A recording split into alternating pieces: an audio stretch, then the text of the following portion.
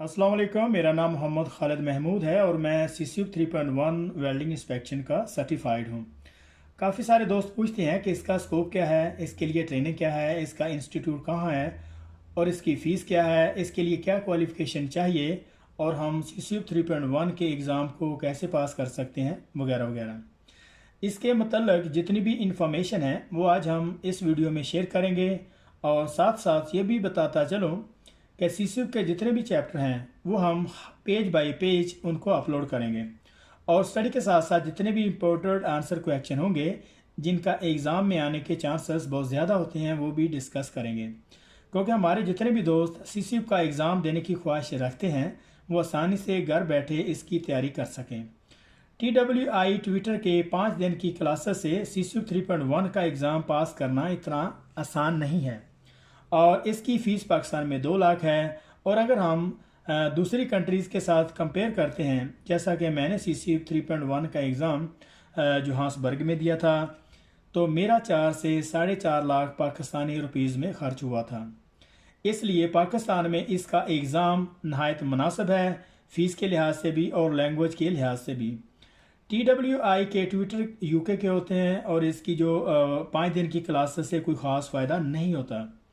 और पाकिस्तान में TWI का इंस्टीट्यूट लाहौर में है और ये सुहेल ज़फ़र साहब और उनके साथियों की काविशों की वजह से अब पाकिस्तान में भी इसकी सहूलत मौजूद है।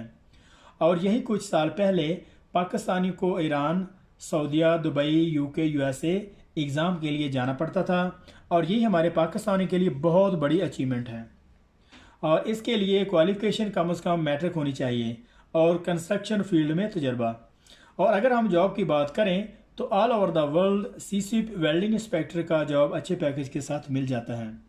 और अगर हम CCUB के एग्ज़ाम की बात करें तो इसकी 5 दिन की क्लासेस होती है और नेक्स्ट वर्किंग डे कंसेक्टिवली लगातार एक ही दिन में 5 टेस्टों के साथ लिया जाता है, जिसमें 2 थ्योरी के और 3 प्रैक्टिकल के टेस्ट होते हैं। और इसके जो पासिंग मार्क हैं वो 70% होते हैं। और अब हम चलते हैं CCUB 3.1 चैप्टर 1 वेल्डिंग इंस्पेक्शन की इंट्रोडक्शन की तरफ। तो चलिए टाइम वेस्ट किए बगैर इसको शुरू करते हैं। Welding inspection and introduction. In the fabrication industry, it is common practice to employ welding inspector to ensure that fabricated item meet minimum specified requirement and will be suitable for their intended application। यहाँ तक हम इसको देखते हैं क्या कह रहा हूँ। फैब्रिकेशन इंडस्ट्री में आमतौर पर वेल्डिंग इंस्पेक्टर को इसलिए रखा जाता है कि क्लाइंट की क्वालिटी के रिलेटेड उसकी जो रिक्वायरमेंट हैं वो पूरी हो सकें और रिक्वायर एप्लीकेशन स्टैंडर्ड के मुताबिक जो इनकी इस्तेमाल हैं इस पर वो पूरा उतरती हूँ।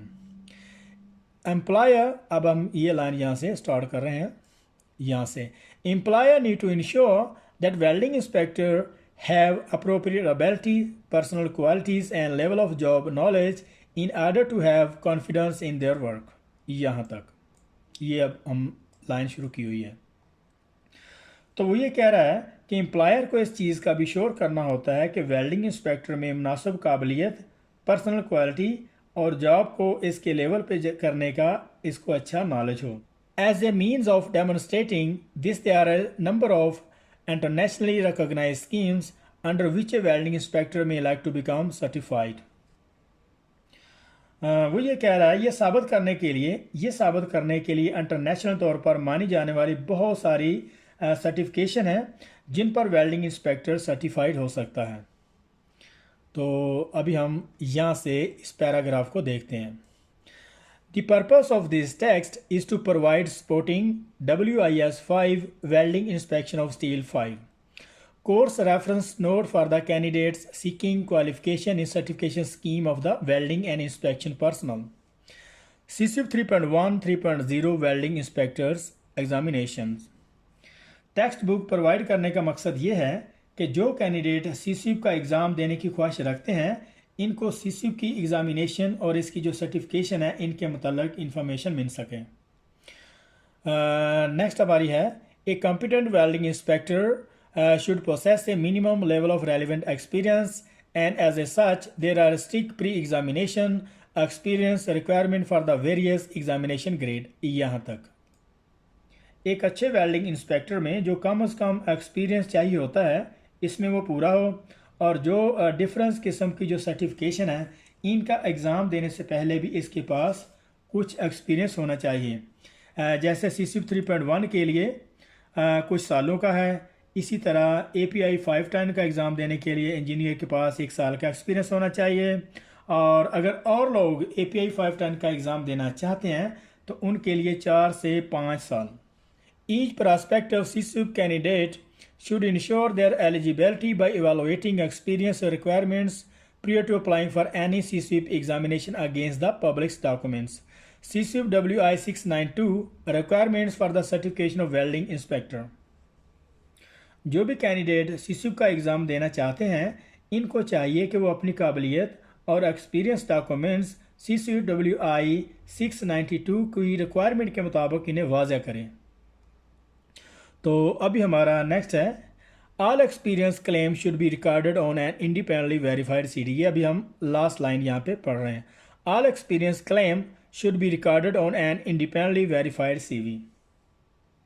और सारे के सारे एक्सपीरियंस जो वो कहता है कि मैंने यहाँ काम किया है वो सारे एक CV में मेंशन होना चाहिए। एक CV टाइप एक छोटा सा CCP का फॉर्म होता है, इसे फिल करना होता है। ये नहीं कि CV उसमें अटैच करना होती है, जिस इंडस्ट्री में हम काम कर रहे होते हैं वहीं से इसे वेरीफाइड करवाना होता है। तो अभी हम ये पैराग्राफ शुरू कर रहे हैं। A proficient and efficient welding inspector would require a sound level of knowledge in a wide variety of quality related technologies implied within the many areas of the fabrication industry। यहाँ तक इसको हम अभी इसको देखते हैं। हर इंडस्ट्री का sector सारे प्रोसेस पे यकीन करने की बजाय चंद एक प्रोसेस पर रिलाई करता है, जैसा कि फ्लक्स कोर आर्क वेल्डिंग है, मैनुअल मेटल आर्क वेल्डिंग है, सबमर्ज आर्क वेल्डिंग है, टिग है, मिग है, मैग है। और नेक्स्ट हमारा है, it would be an impossible task to hope to encompass them all in any great depth within this text.